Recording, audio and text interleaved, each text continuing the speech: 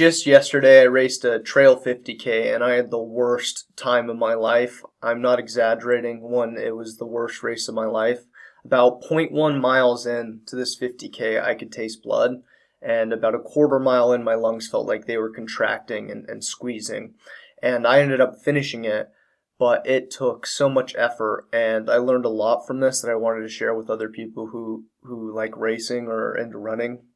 And one big takeaway from this is the fact that the days that are the toughest and you find a way, when your back is up against the wall and you see no light and no hope, but you still make it happen, that's where you get a more rewarding lesson or treasure than when things go super well. Because I've set course records at a 50-mile race, 100-mile race. I've ran 10 marathons in 10 days. And when things are going well, it feels great, but you don't learn as much from the heartache and the difficulty when you have a bad day. When this trail race had 5,000 feet of elevation gain and 4 different sections and loops, and the first section is 7 miles long before you see an aid station, I think almost 8 miles, and my mom was there crewing me, and I had made up my mind that I was quitting within the first probably 2 miles. And fortunately, my mom doesn't let me give up, and she knows I want to see things through. It was just really hard when I thought I was going to have a great day, and I just absolutely tanked. I walked way more than I thought, and if I ran even up a slight uphill, my heart rate would just spike, and it felt like I couldn't breathe. And so there were some big takeaways from this, because obviously it was just difficult from the beginning. And I don't think any ultra or even any race is that easy, even if you're taking it easy or going slow. In fact, sometimes going slow can be more painful emotionally because you have to be out there for longer and you don't feel, or I didn't feel, as great of a runner as I actually am. And so I saw it through, and it took a lot of effort, and I was crying and I was kind of screaming in frustration, and these seniors, these old ladies and old men were just passing me, and it was honestly quite humiliating.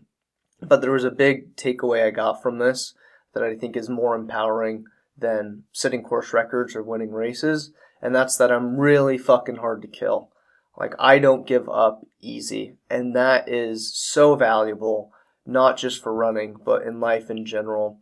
Knowing that I'm not someone who gives up is incredibly powerful. And the fact that I've set a new low as far as racing goes of the most miserable day ever, that means anything better than that is good, right? And so when you're able to push through something that maybe you shouldn't, it's debatable if I should have continued in that race, I think, because of the taste of blood in my mouth and my lungs just contracting and me wheezing. There's a good case for me to have just stopped so I don't have to recover from this 50K, and so I didn't push myself in a pretty difficult situation. That being said, I'm so glad I did, because I've set the new bar, and I had this come to Jesus moment that I never want to be so ill prepared for a race ever again in my life. If I'm just being honest, I slacked on training. I started off pretty good with 3 months out, and then I just slowly kind of gave up and got cocky because I've done well in other races. And I never want to be so ill prepared again where it's that miserable.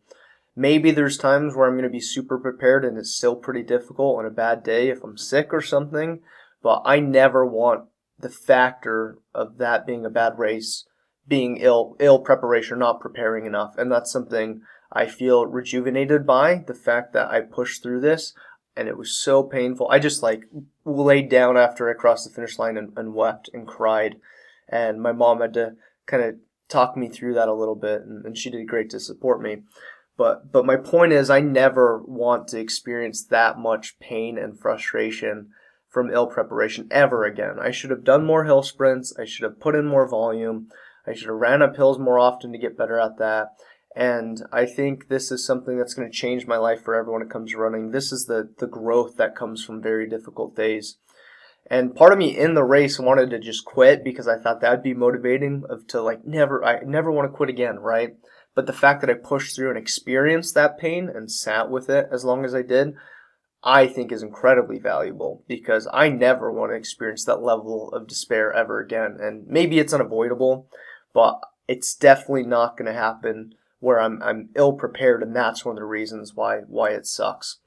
If you like running content, stories, tips, and tricks, my name's Reese Jones, and I'm just trying to help people run better, faster, fitter, avoid injury, and learn from my mistakes and learn from my winnings as well. So if you like content like that, hit the subscribe button if you want. If not, that's totally fine. I appreciate your time either way, and I look forward to seeing you on the trail sometime soon. Peace!